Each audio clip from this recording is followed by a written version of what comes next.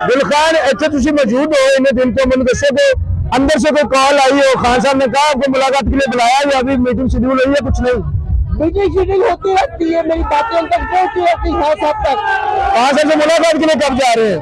खान साहब से मुलाकात ये नहीं होती है, रोज होती है, ऐसी कोई बात नहीं है। हाँ, तो अगर खान साहब से मुलाकात हुई, उनको कोई मशवरा या कोई बात उनसे की है आपने? मैंने बोला बस खान साहब कानून कॉल दो, असी जेल मरिए जेल। तो खान साहब ने मिस कॉल देती फिर खान साहब मिस कॉल नहीं देंगे, पहले से आया मतलब उन्होंने कुछ बहुत पहले से सारा पहले से बोलना पड़ा ना। नाज़रीन, ये गुलखान है जो अपने एंटरटेन करते हैं अपने इस अपने जो ये मिजाज है इस पपेट के साथ, और बताते हैं कि डोरें कहीं और है। ये इस बात का सबूत भी है कि डोरें जो है ना वो कहीं और से होती है और कहीं से बातें होती है। ये जज्बा है यहाँ पर गुलखान का, और भी लोगों का जज्बा दिखाएंगे, आप हमारे साथ रहिए।